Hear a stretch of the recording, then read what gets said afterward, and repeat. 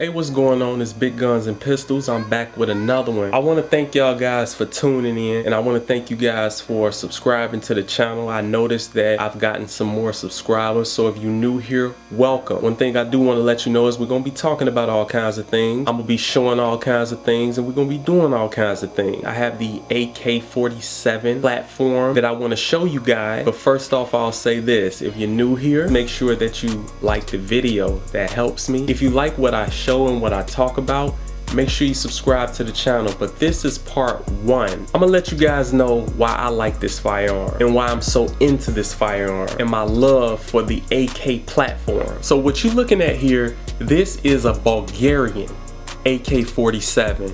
It does have the Mission First Tactical handguard up front with the slant front brake. Right now I have a Magpul PMag in there, nickel bolt and bolt carrier, Tapco G2 trigger with the official Russian sling. This sling was actually made in Russia, and I wanted to get an authentic sling. I wish you guys was able to hold it and feel on it. It's very tough and it's made very well. The barrel of this gun is chrome lined. I had a love for the AK before I ever loved the AR platform. As a teenager, I always had this thing for firearms, and this right here is the AK-47, a very powerful firearm, 7.62 by 39 rounds. But you really have to know what you're doing with this firearm. You really have to know how to use this firearm. I got this firearm when I was 19, and at that time I wasn't into the AR platform. I actually didn't even think that I would get an AR, and I developed an interest for the AR a little later, probably a year or so later. The AK has been used all around this world, forever reliable. And again,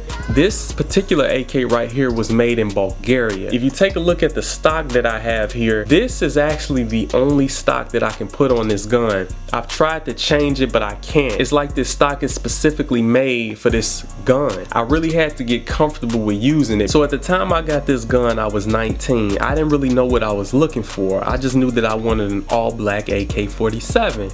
So this was one of the only all-black AKs at that time other than the Arsenal. Very solid, very reliable, and one of the things that I like about this gun the most, the action of the bolt riding back is so smooth. I'm gonna show you guys that later. PMag, Mission First Tactical, and sometimes I think I want to change that grip. This also comes off. This can slide off. I used to have a vertical grip on it, but I took it off. I changed my mind. So I'm gonna just show you all some close-ups of this gun. For a long time, people would always say, well, the AK is not accurate. The AK is a very inaccurate firearm. That's not true. And these are some magazines that I have. Those magazines are from Bulgaria as well. It's a 30 round and a 40 round. That 40 round, I showed you all that in a previous video for my AK pistol. But I just want to give you all some close-up looks at this firearm. I passed up many other good AKs that I wanted to purchase. I waited too long and I wasn't able to get them.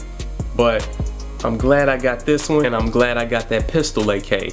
Now what I'll do for those of you who haven't seen the video of my pistol AK, I'll make sure that I link it in the description as well as post it at the end of the video in the cards. That way you can just click on it. What I also did was I changed the recoil spring to an extra power recoil spring. That's what's currently in there, the extra power recoil spring. And I also put a butt pad in there. I pretty much did the little small things you can do to enhance the gun in whatever way I could. So another thing that I wanted to show you all is the UTG case that I have here. This case is a very nice case, and it's not very expensive.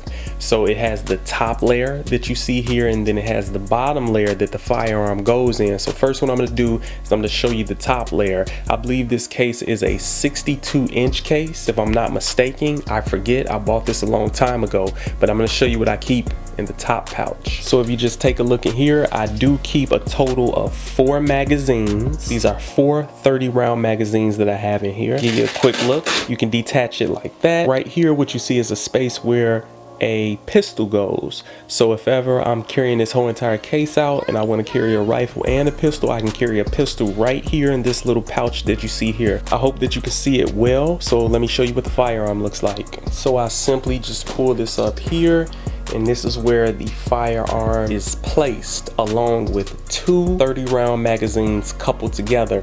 That's later for a video. I'll show you guys what that looks like, but it's strapped in here. I keep a strap here on the stock, and a strap here on the handguard. Strapped in here, well protected, nice and neat for transportation.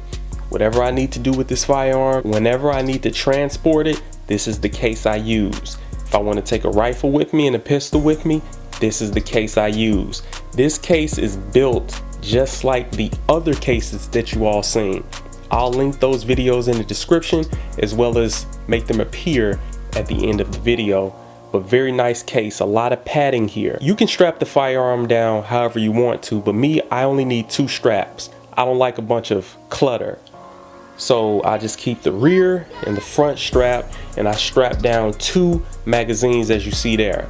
Okay, very nice and neat. One thing that I do like about it also is that the zippers do have locks on them. You can lock the zippers, but this is just something I use to transport it, whether I want to keep it in the trunk, however I want to do it. But every one of my rifles and every one of my firearms have some sort of case, hard case, whatever it may be, something to protect the firearm to keep it from being scuffed up and scratched up, especially when I'm transporting. So one thing I'll say before I get out of here is, if you like the things that you've seen here so far, go ahead and subscribe to the channel. And one of the things that I'll do is I'll put the link in the description to my other YouTube channel. That way you all will be able to see some of the filmmaking that I do, some of the traveling that I do, the self-motivation, all of that kind of stuff. But for right now, this channel is focused on guns, firearms, protection, preparedness. Big Guns and Pistols, thank you for watching. Peace.